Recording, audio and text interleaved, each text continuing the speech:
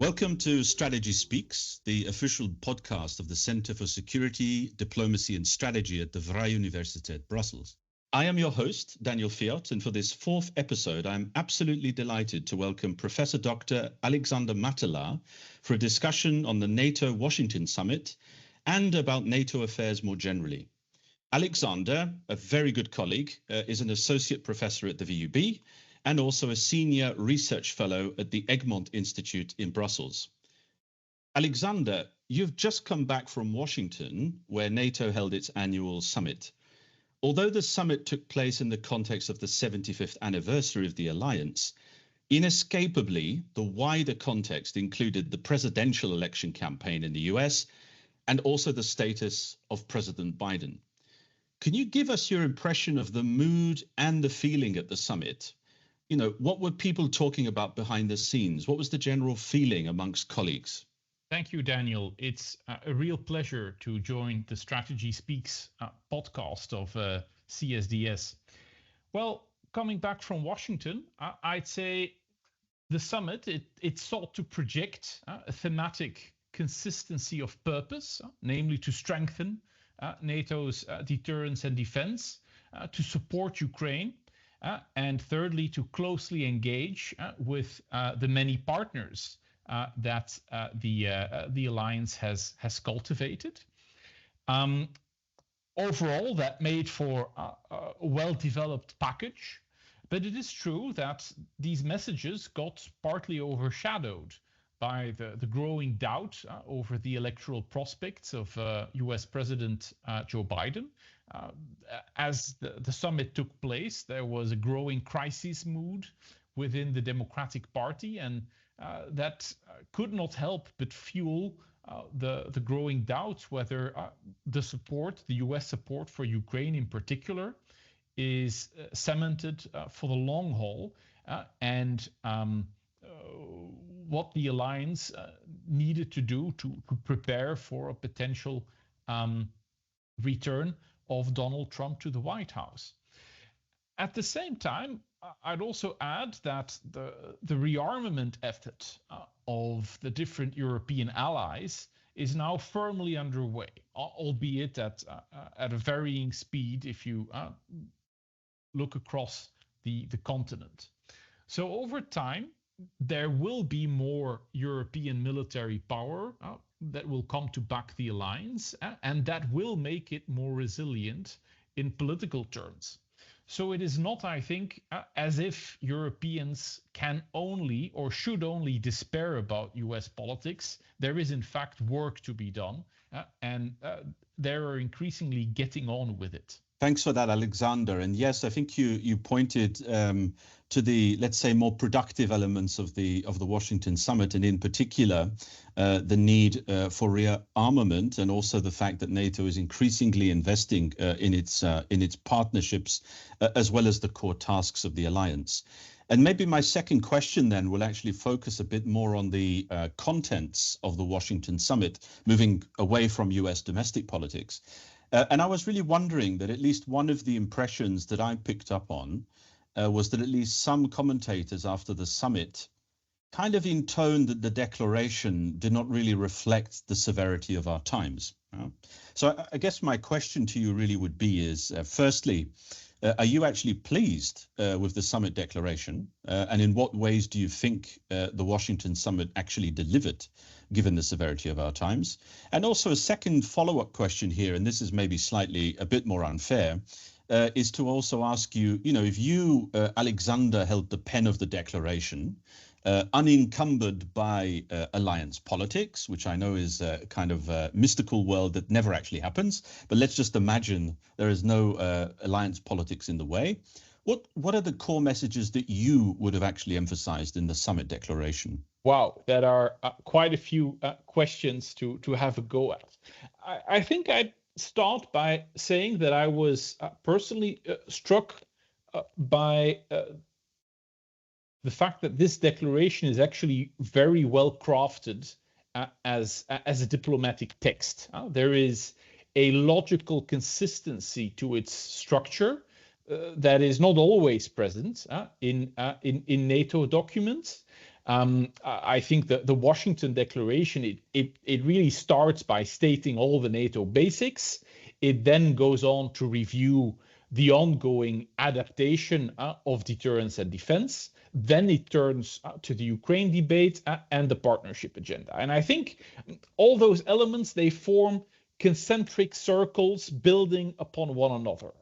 So I really believe that we can congratulate Assistant Secretary General Boris Rugge in particular, and all the deputy permanent representatives who have put long and hard effort into hammering out such a clear programmatic text. Now, what is also true is there is not much granular detail in this as we associate with NATO summit communiques. And that allows me to also bring out, this was a declaration, not a communique. We don't get a fully fledged communique for every summit, because the communiques, these are reserved for those summits with a long, a meaty, a detailed agenda that provides then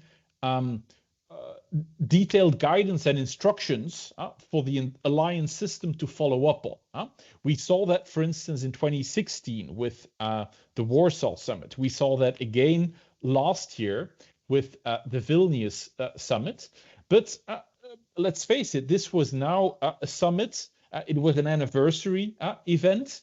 It was a summit at the end of a US administration. So this was always going to be a more programmatic statement of where things are in the alliance, shorter in length, and sort of more stating the obvious rather than generating new issues, because basically the previous summit already put all the detailed work strands underway, and we are now really looking ahead towards the next summit for taking stock of the detailed stuff, combined with new political guidance from a new US administration as well. So that would be my impressions on the form of the text, if you will.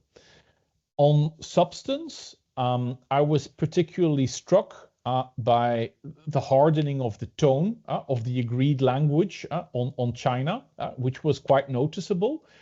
Also, the growing attention that the alliance pays or paid to defense industrial matters, which translated into this separate document, the NATO Industrial Capacity Expansion Pledge. And in my view, these two discussions, they're obviously on very different things, but they indirectly do relate to one another. Because I think the hardening of the NATO language on China really reflects the growing concerns that allies have over the endurance of the Russian defense production capacity. Earlier on in the war, there were, of course, high hopes that the regime of economic sanctions would, over time, sink Russia's ability to regenerate its forces and thereby coerce Vladimir Putin to abandon his stated goals. And that obviously has not happened after more than 2 years of intense fighting. And that is largely the result of several nations who have chosen to continue supplying the Russian Federation with material, with components, with production resources. And China stands out in terms of the volume of production resources in particular, thereby sustaining the Russian war enterprise, if you will, and its ability to continue the conflict.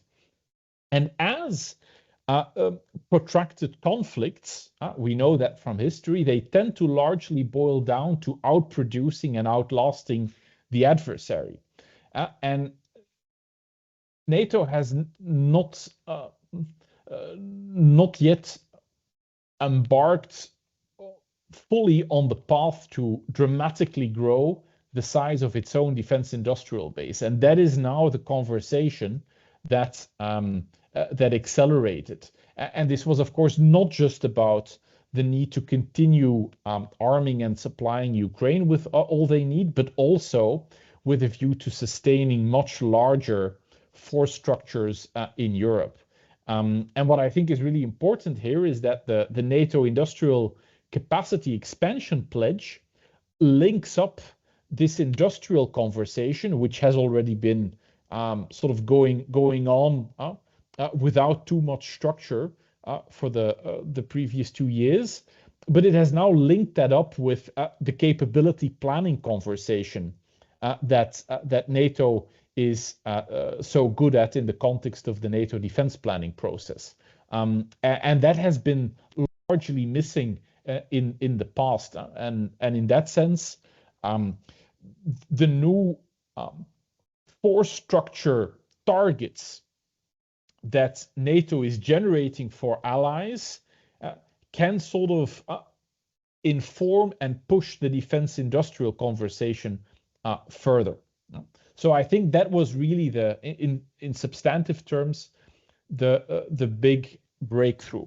Turning to the final part of your question, my main concern is not so much that there are important things missing in the declaration that was issued, but rather it is the fact that the sort of practical policy action that is needed for implementing all of this is distributed very unevenly across the European continent. And in practice, we now see many allies in Central and Northern Europe taking very significant steps forward in terms of embracing the need for fielding much larger force structures. We see re-equipment programs accelerating, production orders growing very rapidly. But the policy action in much of Western and Southern Europe remains sluggish. We see, of course, some advances. There are some exceptions, and we'll probably come to talk about the Netherlands as the host of the next summit later on.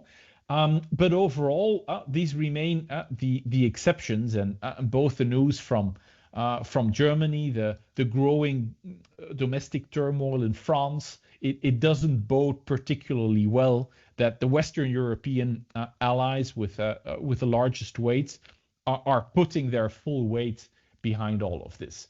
So in fact, I'm as much worried about the intra-European unity on that front as I am about the transatlantic cohesion. What I did find notable is that there were also several rather significant announcements that were made outside of the formal NATO context. There was, of course, the joint German-US statement on long-range fires to be deployed in US Army units based in Germany from 2026 onwards. There was also the new letter of intent on the so-called European long-range strike approach, ELSA for short, that was signed by France, Germany, Italy, and Poland. And I think both of these statements constitute very serious deterrent signals because we're talking about capabilities that will help offset existing Russian advantages in any foreseeable salvo competition. And the Russians, we see it that they're taking this very seriously because they're reacting to it rather abrasively. But at the same time, these were all initiatives that were announced outside of the institutional framework of NATO, in parallel to one another, and really being driven by the large countries without any form of consultation that I know of with the smaller allies that are sometimes in much more vulnerable locations. So I think that's something to watch out for as well. Thanks, Alexander, for a set of excellent responses to that second question that I posed for you, looking at the kind of the deliverables that emerged out of the Washington summit. And I think in particular, I liked your response, especially on the defense industrial side of things. But I also think what was quite interesting in your response was the fact that you also detected, like myself, much more robust language on China. And I also thought what was quite interesting with NATO's way of approaching the China question was also through its linkages through the Russia question, which I think you also underlined brilliantly in your response. And maybe that's a kind of turning of the tide as well for how Europeans think about China. So not necessarily just in the economic sphere, but also thinking, and that's something that we do, I think, very well at CSDS and at the VUB very well, which is looking at the kind of inter-theater calculations, inter-theater dynamics at play that also affect European security. So thank you for that. And I should also, by the way, take the opportunity to plug one of your recent policy briefs, which you wrote with Masayuki Masuda from NIDS in Japan, entitled The Long Shadow, which in fact looked at China's military rise, not only for the Indo-Pacific and its implications, but also in terms of its global and also European implications. Now, you also mentioned in your response, Alexander, the next summit, which we'll be looking at now in the Netherlands, and perhaps a surprise or not, being the home country of the incoming Secretary General, Mark Rutte. I wonder if I could ask you in this sense, as you look to the coming year and until the next summit, what do you think will be the core issues for NATO to contend with? Well, the core issues for NATO to contend with will stay remarkably constant because we are already facing some very big issues out there. The key question is, do we get to see continuity in NATO's response, which to a large extent hinges on the continuity in the US position? And to what extent do we get to see an acceleration of trends that have already been put in motion since the large-scale invasion of Ukraine began in 2022. And of course, approach the next US administration will take, we cannot say very much because ultimately that is something that the US electorate will need to express itself on. And I think in particular, we see a growing risk of potential discontinuation of US military support to Ukraine. And obviously, for Ukraine and by extension, for the European allies, that does not bode well because Zelensky essentially risks being pushed into an unpalatable deal that trades land for some kind of temporary ceasefire, and that is unlikely to bring real peace. Of course, if we get a new democratic president in the White House, that scenario may never come to pass, and we can just expect continuity on, or at least a reasonable degree of continuity on that front. Now, when it comes to the process of shoring up NATO's own deterrence and defense posture, I think I would put my money on continuity either way, irrespective of how the US presidential election plays out. Because in fact, for the European allies, it is already a very serious situation that they find themselves in today. And if we see any dwindling of US support to Ukraine, that would only turbocharge that trend that we already see getting underway of Europeans scrambling for getting their hands on larger arsenals and larger force structures, even if, of course, you see the urgency of that pursuit playing out much more clearly in Northern and Central Europe than in Western and Southern Europe. So any discontinuity in US policy would in fact only highlight the danger of what that actually means for European security. And I think if we sort of take that as the context and then zoom in on the nitty-gritty issues of NATO and an organization, well, the big discussion for the coming year will really relate to the apportionment of the new capability planning targets that follow from the NDPP cycle and the implementation thereof over time. Bear in mind, last year at the Vilnius summit, NATO allies collectively agreed and endorsed the regional defense plans that NATO military authorities had drawn up.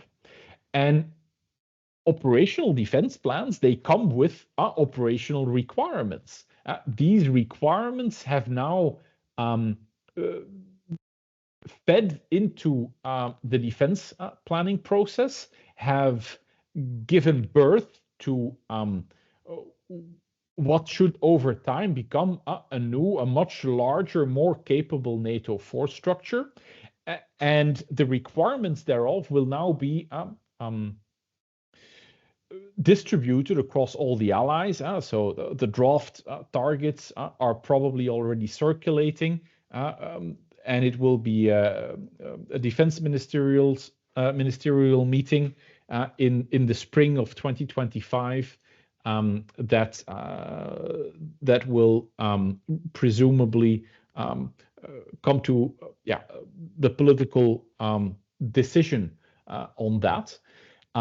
Note that modernization effort also includes growing the NATO command structure itself, which is the critical asset that sort of ties all the national efforts together. So I think by virtue of the decisions that were already taken at Vilnius, we will get to much more important announcements in terms of where things are going capability-wise in Europe in the course of 2025.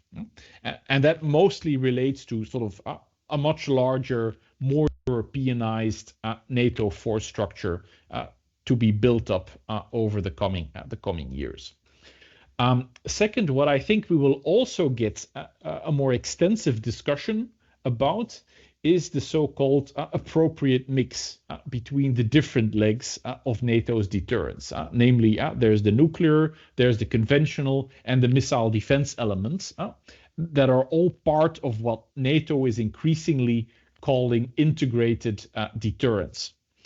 And if you zoom out, you cannot help but observe that we have in fact already seen some very significant adaptation of NATO's conventional posture that is now accelerating.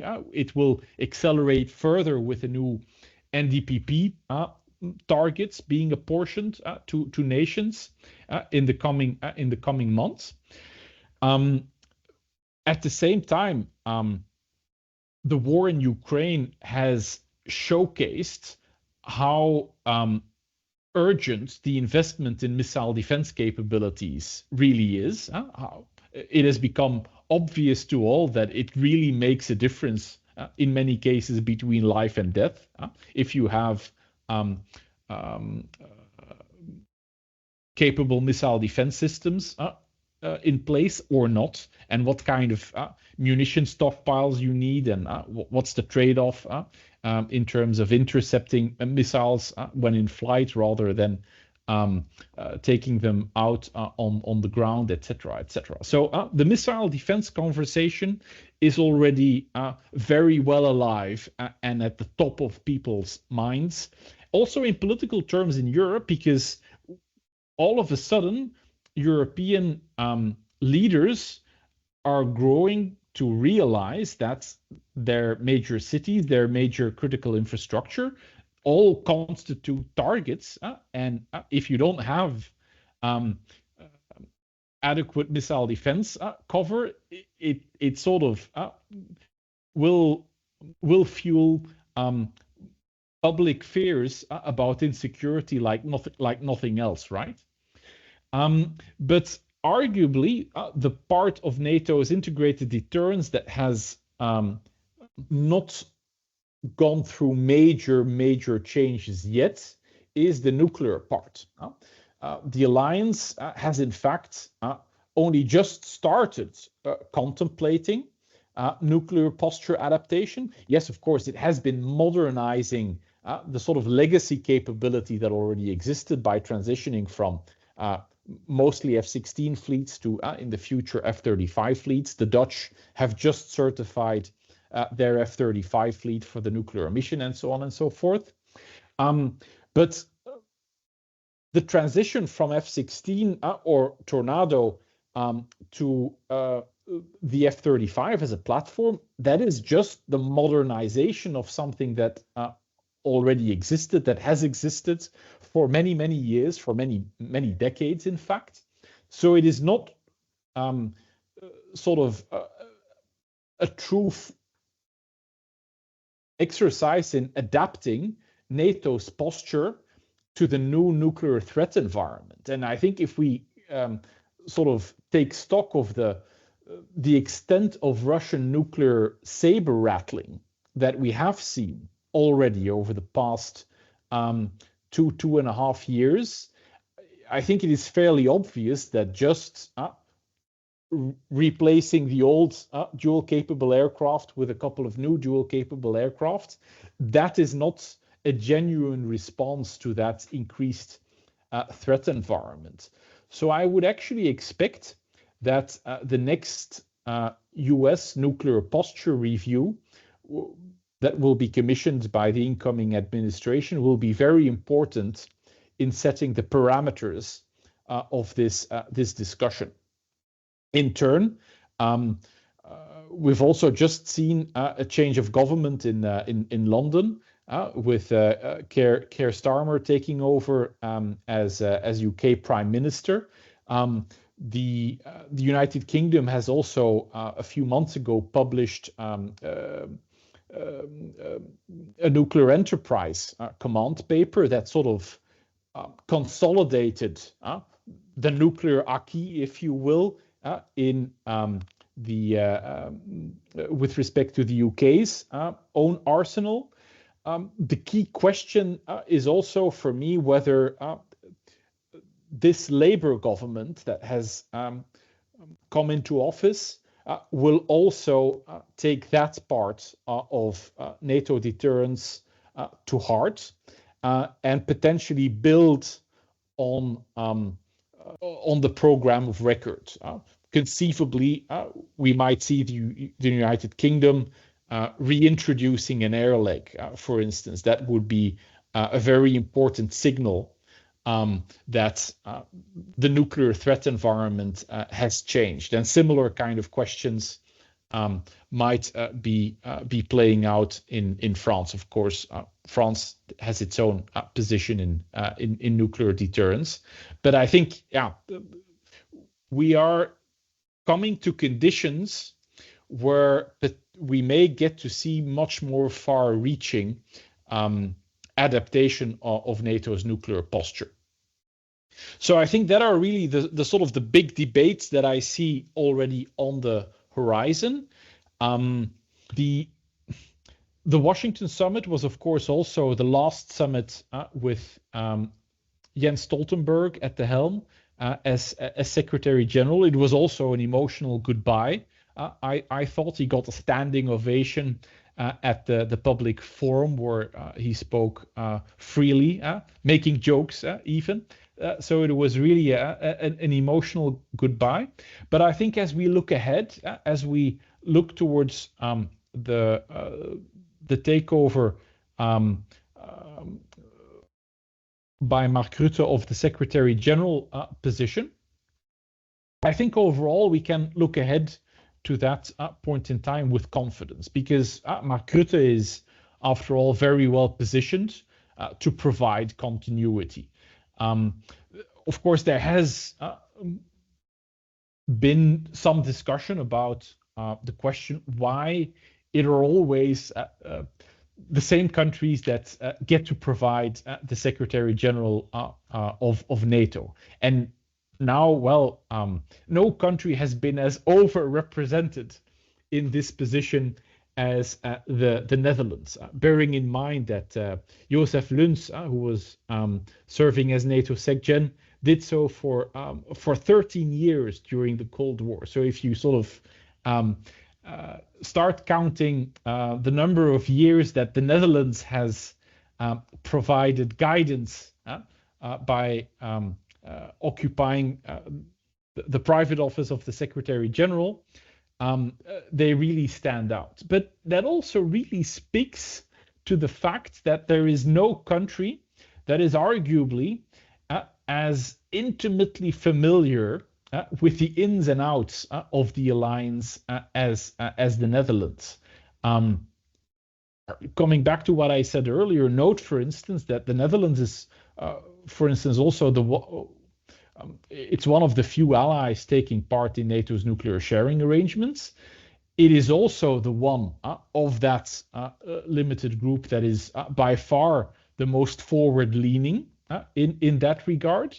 And I think it's also one of the older NATO, of the original NATO allies, that probably together with Denmark, that has really come to realize the gravity of the strategic situation that we are now in.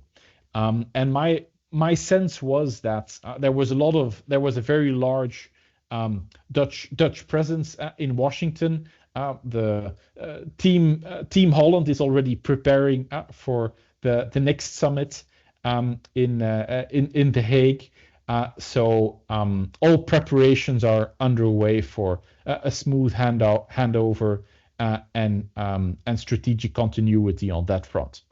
Yeah, thanks for that, Alexander. And I do indeed think that the new Secretary General will have to use all of the skills that he's picked up, not just in Dutch domestic politics, but also maybe at the European level as well, in trying to find compromise and trying to corral some of the allies where possible on some of the really important questions that you raised in terms of capability delivery, but also about the alliance's deterrence a bit more broadly.